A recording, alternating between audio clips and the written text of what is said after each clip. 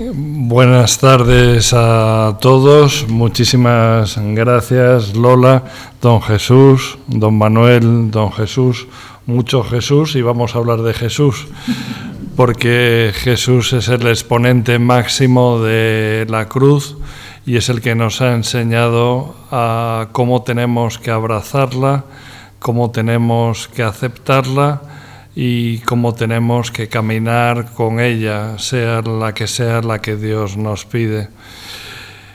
Vivimos en un mundo en el cual rechazamos prácticamente todo lo que es el dolor, el sufrimiento, intentamos alejar a nuestros hijos, intentamos paliar, y por eso usamos mucho esa palabra, paliar todo lo que sea sufrimiento. Me recuerda en la película La Pasión, si recordáis, cómo me parece que está perfectamente diseñado el camino de la cruz en esa película, cuando el cirineo, con su hijo que le representa, no sé si recordáis la escena, está en principio como viendo un espectáculo totalmente ajeno a la realidad de la injusticia de condenar a un inocente y condenar al Hijo de Dios. Está de espectador ante la cruz. Y quizás ese es el papel que muchas veces podemos representar todos nosotros, estar de espectadores. Cuando, sin embargo, los cristianos, cuando están siendo discriminados y perseguidos en el mundo, pasa todo lo contrario. Posiblemente a alguno le gustaría ser espectador, pero desgraciadamente son protagonistas en primera fila, no solo porque, como el cirineo, que en un primer momento dice ¿con quién estoy compartiendo esta cruz? Vaya faena que me han hecho, sino que llega un momento en que la gracia de Dios le transforma, y le transforma de tal manera que el estar hombro con Jesucristo le hace cambiar radicalmente hasta el punto de defenderle y de estar dispuesto prácticamente a dar su vida por alguien desconocido, un desconocido que es el Hijo de Dios. El tema de esta charla, que me encanta estar con todos vosotros y más en este recinto maravilloso de Covadonga, al cual le tengo muchísimo cariño.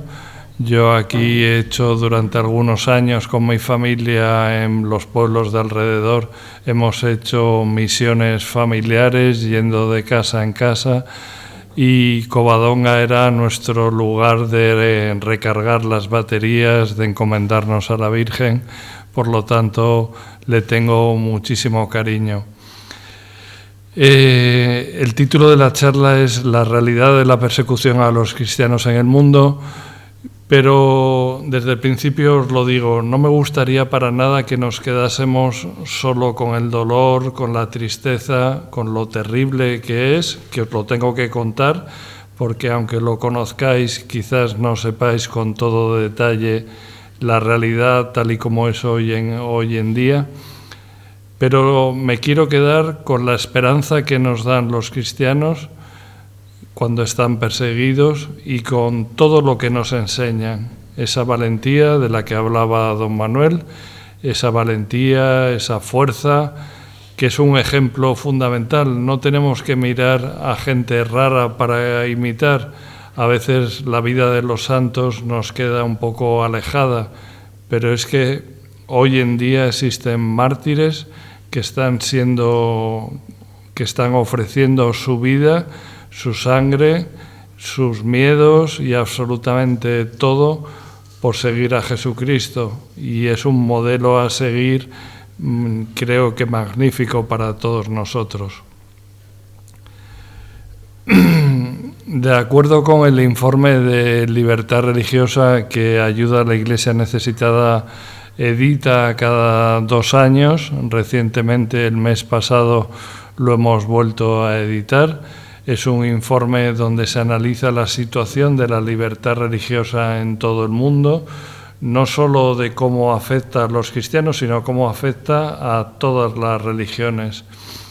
De acuerdo con este informe, en 62 países se viola la libertad religiosa. 36 de ellos se sufren gran discriminación y en 26 países se sufre persecución. Nada menos que en 1 de cada 3 países del mundo no se respeta la libertad religiosa. Esto es una realidad que nos hace ver que el derecho a la libertad religiosa, entendido y me gusta definirlo como el derecho a tener, el derecho a mantener y el derecho a poder cambiar de creencia, pudiendo ser esta expresada tanto en público como en privado, individual o colectivamente. Es muy importante esta definición porque yo puedo tener una fe, pero nadie me puede obligar a cambiarla, pero yo tengo el derecho de cambiarla si quiero. Esto es una de las negaciones que se hacen en muchos países, el derecho a poder cambiar de religión o a poder convertirse a una religión que no sea la oficial del país. Y esto se viola en muchos sitios. Hablamos de libertad religiosa, como podéis imaginar, porque la violación permanente de este derecho fundamental, reconocido en el artículo 18 de la Declaración de Derechos Humanos, hace que se persiga a las personas por tener creencias religiosas. Y además da la casualidad de que la religión más perseguida con diferencia, aproximadamente se cree, de acuerdo con la COMECE, que de cada 4 personas perseguidas en el mundo por su fe, 3 son cristianas. O sea, afecta en un 75% a la religión cristiana. Esto es importante y por eso prestamos tanta importancia a la libertad religiosa, que abarca, de acuerdo con San Juan Pablo II, unos ámbitos en la vida personal y en la vida pública amplísimos, como podemos extendernos, pero no quisiera dedicarle demasiado tiempo. Nada menos que el 67% de la población mundial, 5.200 millones de personas, viven en países donde se producen graves violaciones a la libertad religiosa.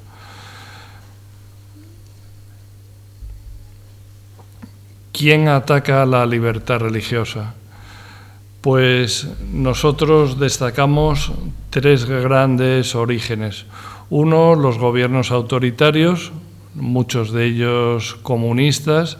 No podemos olvidar que el comunismo no ha sido vencido con el telón de acero, que el comunismo sigue existiendo y dando coletazos terribles en muchos países, como puede ser Corea del Norte, como puede ser Cuba, como puede ser Venezuela, como puede ser Nicaragua, como puede ser China y otros países. Esos gobiernos autoritarios ejercen esta tarea horrible en 43 países y afectan nada menos que a 3.000 millones de personas en el mundo. Luego, lo más conocido por los medios de comunicación, que es aquellas situaciones producidas por el extremismo islámico, por el yihadismo, la búsqueda de la guerra santa a cualquier precio. Todos conocemos los zarpazos del 11 de septiembre, del 11 de marzo, los ataques terroristas a muchísimos lugares de Europa y de otros sitios.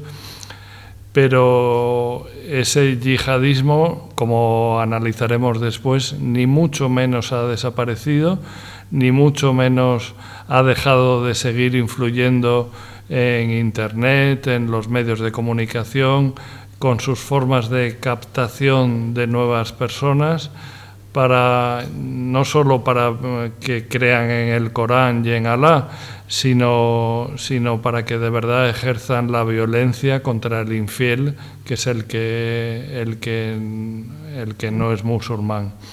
Esto afecta a 1.252 millones de personas Y luego hay una tercera fuente de persecución y discriminación que es menos conocida, que lo llamamos el nacionalismo de carácter étnico-religioso, que se produce en países como la India. La India, lejos de ser un continente soñado, de paz, de buen rollo, donde todo el mundo está muy contento, etcétera, y se respeta, la India hoy en día, merced a un gobierno nacionalista que tiene mayoría en muchos de sus estados, propugna una idea que es una sola bandera, una sola lengua, una sola religión, que es el hinduismo, y se ha radicalizado muchísimo. Tiene leyes que persiguen la conversión a cualquier otra religión que no sea la suya propia, y persigue por igual tanto a musulmanes como a cristianos, produciendo episodios tremendos. Yo tuve la oportunidad de estar, por ejemplo, en Orissa, el estado de Orissa, al sur de Calcuta, y donde en el año 2008 y 2009 se produjeron episodios tremendos de persecución, de asesinatos de cristianos, donde mataron a cerca de 100 cristianos, quemaron iglesias, etc.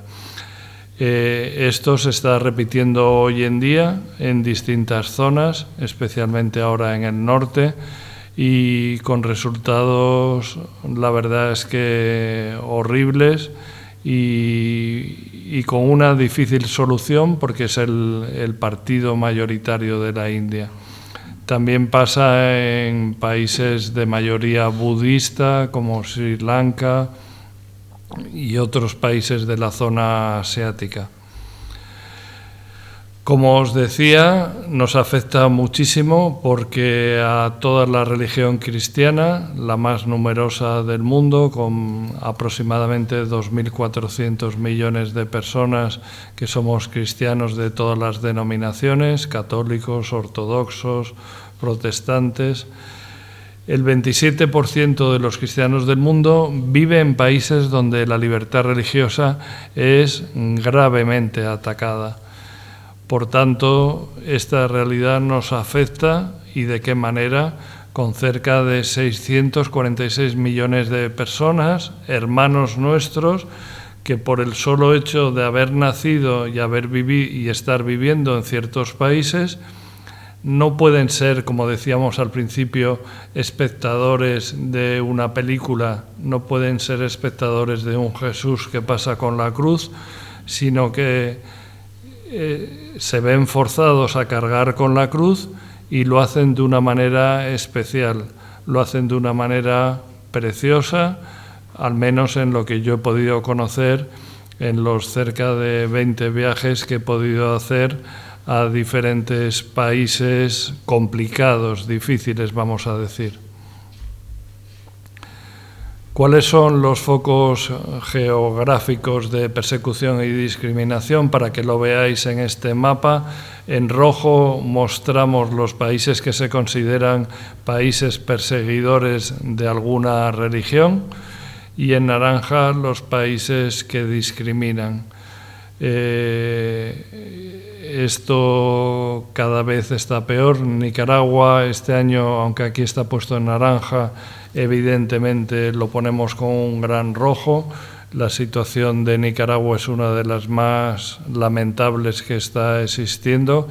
Como sabéis, con el encarcelamiento del obispo Rolando, con la expulsión de las Hermanas de la Caridad, han expulsado por expulsar hasta las ONGs que no tienen nada que ver con la Iglesia, pero han cancelado las cuentas de la Iglesia Católica. Bueno, la verdad es que es una serie de barbaridades tremendas que claman al cielo y de la que los medios de comunicación se hacen muy poquito efecto.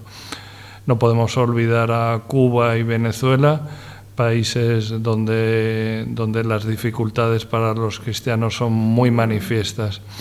Pero fijaros en dos cosas. la gran mancha roja que hay en el continente asiático, que abarca muchísimo, y la mancha roja que se está expandiendo cada vez más en el continente africano. Estos son dos motivos de grandísima preocupación. Precisamente en África se producen violaciones en el 42% del territorio del continente, en 23 países, en 12 de ellos con episodios de persecución extrema. Os lo voy a mostrar con un pequeño vídeo. Nuevo campo de batalla del yihadismo. El Estado Islámico emergió en algún momento como el supuesto o probable perpetrador de toda esta situación. De las llanuras de Siria e Irak se ha trasladado al sur, al continente africano, para vincularse con los grupos criminales locales en los países subsaharianos, entre ellos grupos afiliados al Estado Islámico y a Al-Qaeda. Solo pudimos escuchar un nombre, Al-Shabaab. Hay una guerra y no sabemos por qué. Estos grupos actúan con una violencia espantosa en los 14 países que engloba el Sahel. Así ha ocurrido, por ejemplo, en República Centroafricana y Mozambique. Cuando los niños escuchan explosiones de bombas, el sonido de la explosión de granadas, el sonido de los disparos, se asustan. Estamos ahora en un momento de violencia e inseguridad. Cuando cruzamos la carretera principal que conduce a la iglesia, llegó un vehículo con los rebeldes de Seleka. No he visto a mi madre desde que empezaron a disparar. Casi incontrolables, los grupos extremistas conquistan cada vez más territorios. Obligan a los más pequeños a ingresar como niños soldados, realizan violaciones y cometen decapitaciones masivas de hombres, musulmanes y cristianos por igual. Para la población de estos países solo queda la fe y la esperanza de salvarse.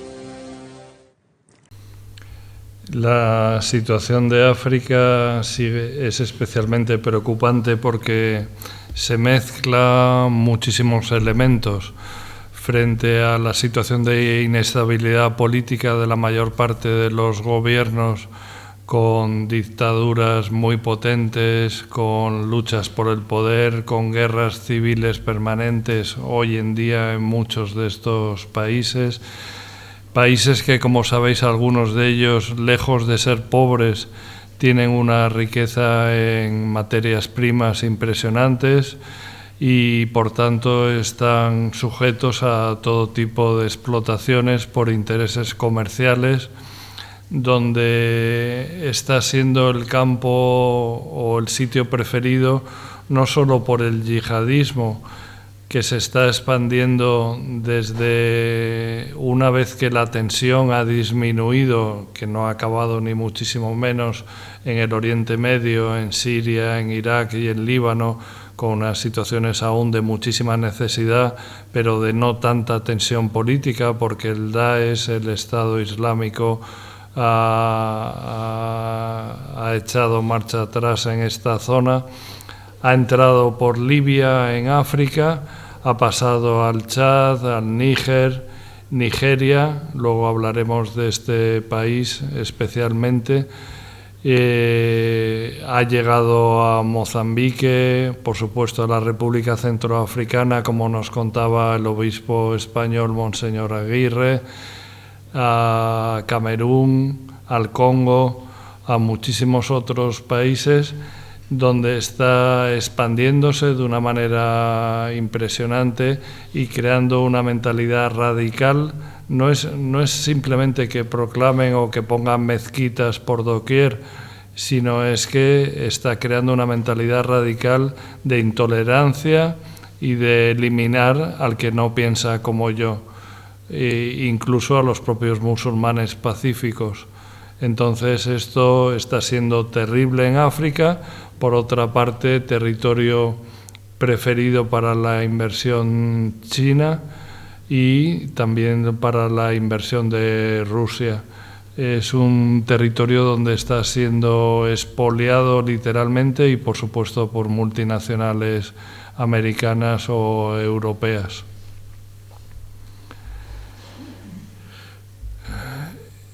El yihadismo, como os comentaba antes, lejos de quedarse en una situación que pretendía tener su propio territorio en Oriente Medio, cuando invadió el Valle del Nínive en Irak y toda la zona de Mosul, etc.,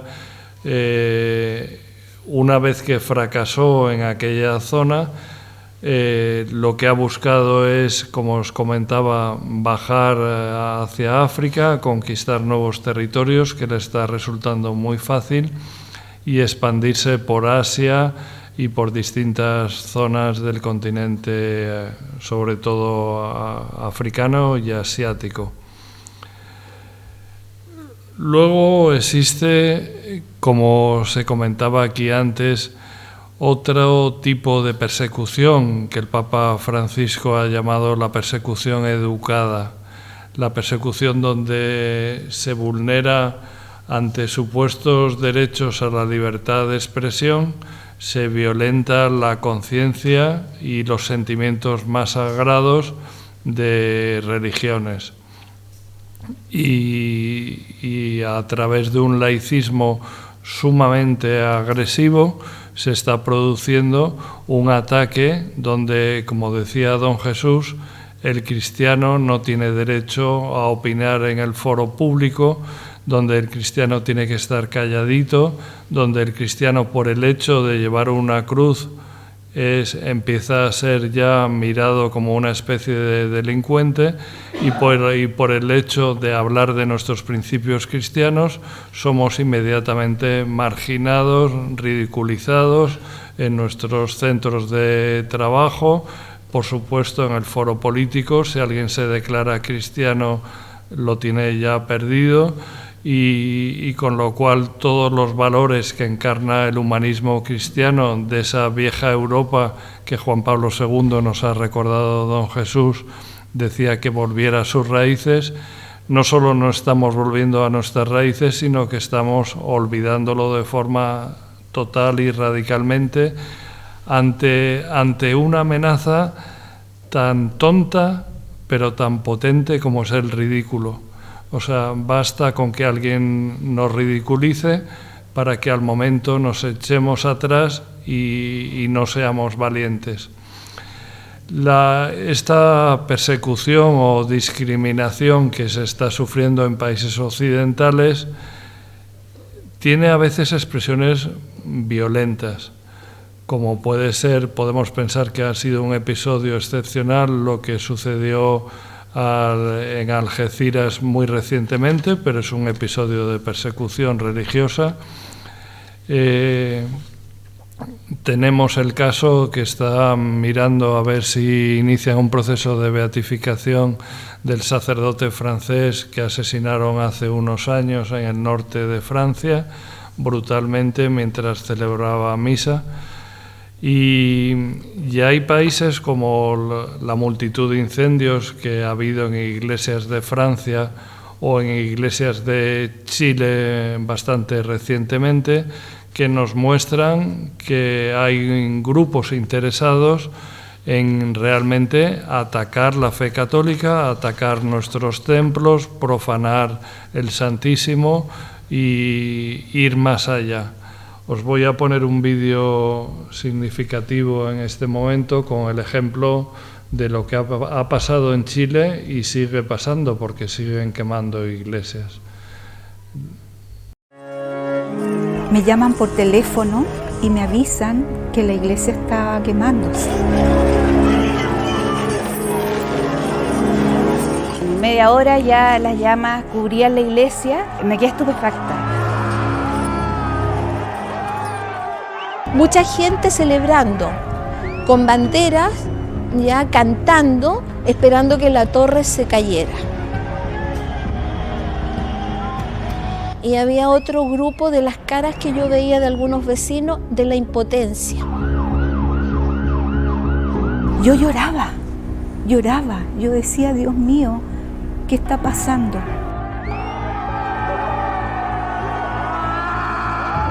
Era una imagen fuerte y muy simbólica de alguna manera, porque caía la torre con la cruz donde estaba la Virgen y la gente celebrando esa caída. Para mí fue muy fuerte esa imagen, de ver este odio de alguna manera y la gente celebrando algo que para tantas personas significaba un dolor grande.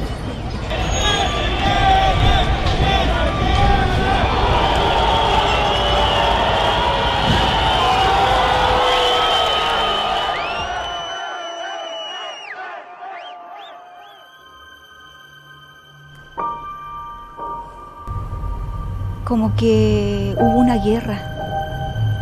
Y esta vez fue con mucha más violencia. Trataron de destrozar lo más que pudieron. Y ahora todo hecho ceniza, todo quemado, todas las vigas quemadas. Era hermoso, tenía sus dibujos, sus cosas, sus maderitas. Bendito sea Dios. Entonces duele mucho porque algo que para uno es parte importante de su identidad, de su ser, se ve destruido junto con este edificio.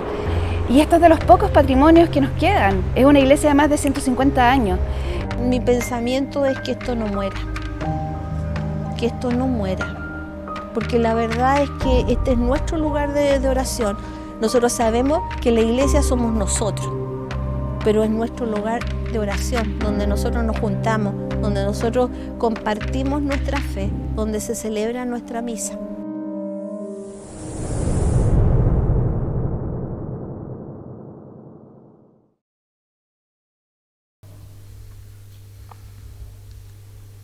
Parece mentira que en el siglo XXI exista estas cosas, pero ya lo creo que existen y estamos hablando de un país con un modelo occidental de economía, un país católico que podría ser España hace 15 o 20 años, vamos, o sea, no estamos hablando de países raros ni alejados.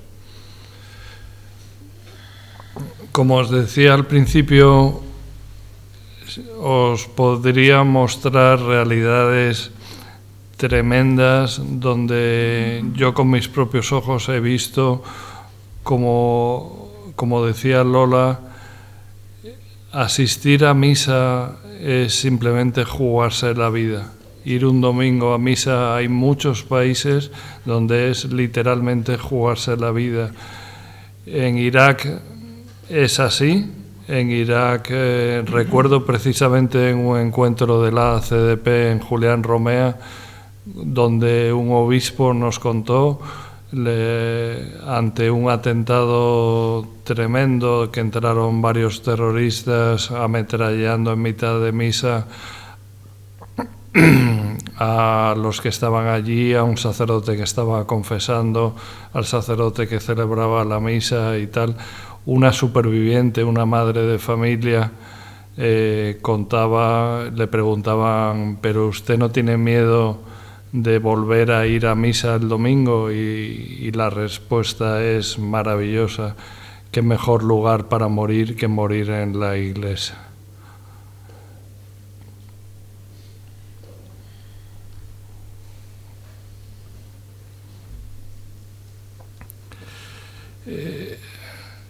Esto es algo que nos conmueve, que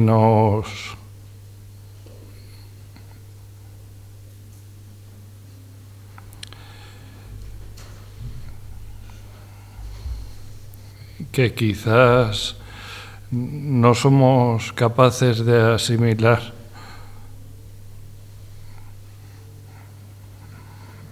Perdón. Con toda su fuerza, pero es una realidad. Yo me he encontrado no solo en Irak, sino en Pakistán, en Nigeria, en Egipto, como para ir a misa tenías que ir como si fuera el cuartel de la CIA, tenías que atravesar zonas con vigilantes armados, zonas con alambradas, y pese a eso se sigue haciendo atentados contra los fieles que van a las iglesias en algunos de estos países. ¿Cuáles son las principales enseñanzas que yo he visto en los cristianos perseguidos. Las fotografías que voy a poner ahora son todas de Nigeria, pero representan a muchos países. No penséis que solo me fijo en los africanos, pero Nigeria es el país más letal para los cristianos hoy en día. Se calcula que en los últimos años, y fijaros en la cifra que voy a dar, según alguna fuente protestante, cerca de 3.000 cristianos son asesinados cada año en Nigeria. Entonces, es un país donde el 45% de la población es cristiana, la mitad de ellos son protestantes, la mitad católicos, les persiguen por igual, se unen por igual en el sacrificio de la sangre. Nos contaban cómo los protestantes van a dar sus condolencias cuando hay un atentado en una iglesia católica y viceversa, y están unidos por la sangre. Los cristianos, cuando están discriminados y perseguidos, tienen una fe fuerte, que es un ejemplo importantísimo para nuestra fe. No quiero acusar ni mucho menos a todos ni a los aquí presentes, pero en general podemos decir que la fe que vivimos en los países de Occidente es una fe de mínimos, y realmente ellos tienen una fe muy especial, porque es una fe en muchos de los casos sencilla. Es una fe que no entiende de grandísimas teologías, lo cual no quiere decir que dejen de prepararse. Yo he visto la importancia que tienen los laicos y la formación que dan a los laicos, porque el laico es el que llega allí donde no llegan los sacerdotes, allí donde no llegan las religiosas, y juegan un papel fundamental. Se forman. De hecho, Ayuda a la Iglesia Necesitada, una de sus misiones fundamentales es ayudar a la formación de todos estos agentes pastorales. Pero su fe, la fe de la gente que entrega su vida, la fe de esa madre de Irak que sobrevivió, es una fe sencilla que entiende lo básico. Me amenazan, yo me juego la vida, si muero, muero por Cristo. Por eso me encanta esa fe. Como decía, su fe es valiente y comprometida. Este es un grupo de madres de familia en Nigeria que conocimos, que se van nada menos que año y medio, fijaros, año y medio de su vida, dejan hijos, marido, dejan todo eso para formarse como agentes pastorales y recibir una formación especial. Nos recibieron cantando con una alegría impresionante, y para mí es un ejemplo de cómo son capaces de comprometerse. Esta es otra foto de un montón de seminaristas también en Nigeria que viven, yo no sé si alguno de vosotros, seguro que sí, ha estado en países de África en celebraciones religiosas, pero son una maravilla. No solo es que lleguen 10 minutos tarde, como hacemos en España, a misa, sino que llegan una hora antes.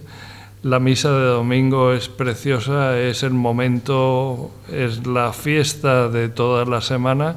Se ponen sus mejores galas, las que cantan se visten como estas señoras que están aquí.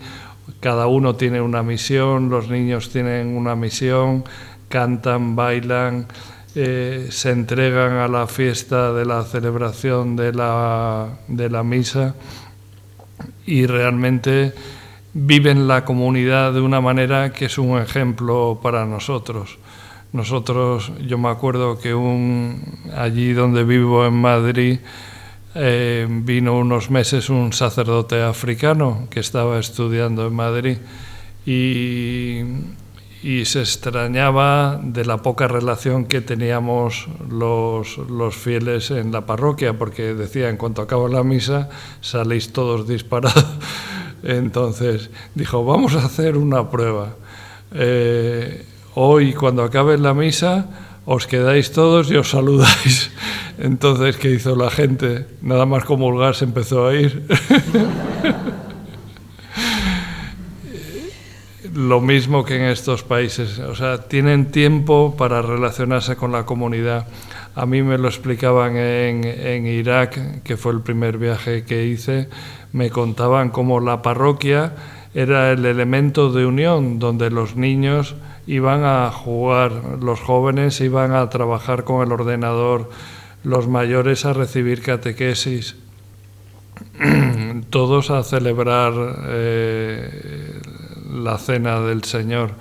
La verdad es que es un concepto donde la parroquia para ellos es casi su salvavidas, es casi el elemento fundamental donde sostienen su fe, y nosotros a veces lo utilizamos pues prácticamente como un escaparate pasajero donde no nos comprometemos. Vuelvo a insistir que no os estoy acusando a nadie, porque soy yo el primero que lo vivo de una manera muy pobre. La fe de nuestros cristianos es capaz de provocar el mayor milagro del cristianismo, que es el perdón. Esta fotografía, estas dos fotografías son de la iglesia de Santa Rita en Kaduna, en Nigeria, donde os voy a decir la fecha exacta. El 28 de octubre del año 2012, mientras se estaba celebrando la misa del domingo, entró un coche bomba, explotó contra una gruta de la Virgen que estaba pegada a una pared de la iglesia, y explotó justo donde estaba el coro, cantando, formado por gente joven. Fueron asesinados los 4 que veis aquí, Sara, Laraba, Samuel y Vitrus, 2 chicas jóvenes y 2 chicos jóvenes. Y lo que es increíble, sus cuerpos están enterrados en el jardín que está al lado de la iglesia. Imaginaros entrar vosotros en vuestra parroquia y que tengáis las víctimas de un atentado, vuestros amigos, vuestros hijos. Es impresionante. Uno de los que sobrevivió pero fue herido es John, esta persona que sufrió heridas muy serias en el ojo, prácticamente lo perdió, en la cara, en la espalda, en el pecho. Nos enseñó restos de metralla y nos contó, porque siempre que vemos a víctimas de este tipo de violencia les preguntamos: ¿pero habéis sido capaces de perdonar? Y nos dijo: pues mira, la verdad es que me costó muchísimo, fue algo muy duro, pero me agarré al rosario de la Virgen, me agarré a las cuentas del rosario, le pedí a la Virgen que no morir, porque hubo un momento en que no sabía si iba a morirse, y le pedí que me enseñara a perdonar. Y la verdad es que lo he conseguido y he perdonado, y realmente es un perdón que obra milagros. De hecho, es una constante en muchísimas situaciones. Os podría contar 4 o 5 de ellas muy impresionantes, pero no me quiero alargar. Pero el perdón es ese perdón que tanto nos cuesta a nosotros en nuestra vida ordinaria, porque de alguna manera no sale natural del corazón, es fruto de un regalo de Dios que nos hace. Y la verdad es que estas personas nos lo muestran con una naturalidad, de una forma que es muy impresionante. Y la verdad es que es un ejemplo para todos nosotros.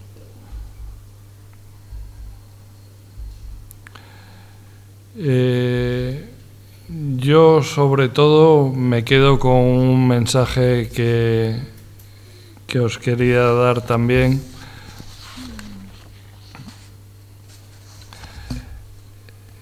Habéis oído todos hablar de Asia Bibi, ¿no? La madre católica de Pakistán, que sufrió fue condenada a la pena capital por un supuesto delito de blasfemia contra el Islam, por haber dado de beber a una compañera en el campo donde estaba trabajando y haber mancillado la vasija donde bebía una musulmana.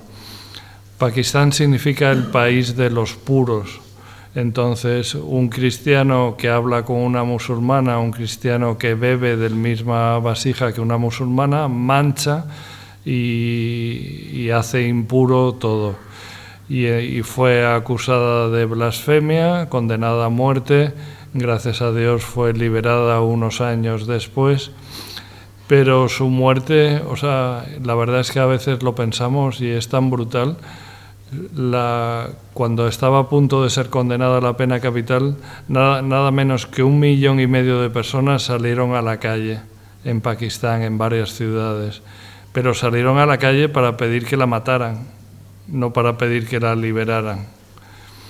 Por aquel entonces, el ministro para las minorías religiosas, que se llamaba Sabad Bhatti, cristiano, extrañamente había un cristiano como ministro de este departamento, condenó la ley de la blasfemia, por la cual en Pakistán cualquier persona, por el hecho de una supuesta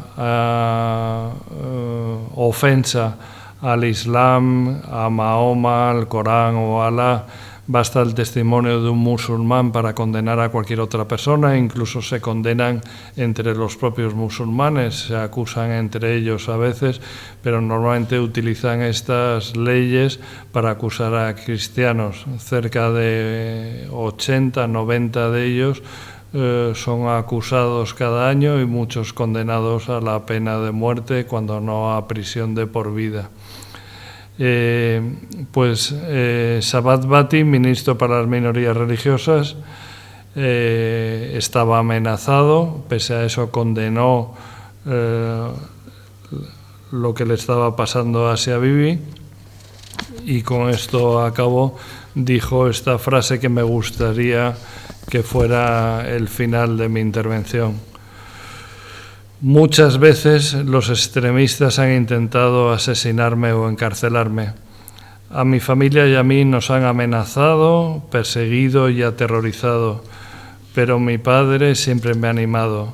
Yo digo que mientras tenga vida, hasta el último respiro, continuaré sirviendo a Jesús y a esta pobre y sufriente humanidad, a los cristianos, a los necesitados y a los pobres.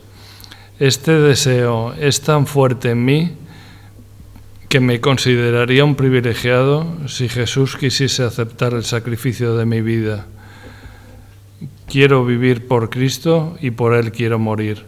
No tengo ningún miedo en este país.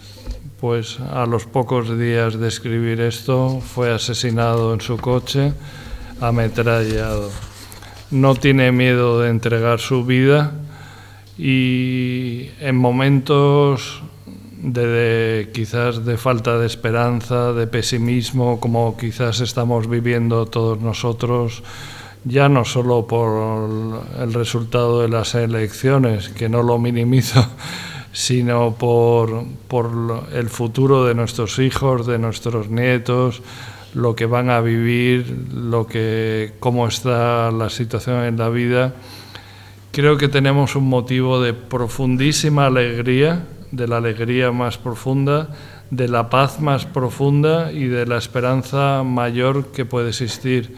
Y es que sabemos que Jesucristo ha vencido al mundo, sabemos que Jesucristo va a vencer, lo cual no quiere decir que no tengamos que bajarnos a la calle donde está Cristo andando y que no tengamos que abrazar su cruz. Gracias.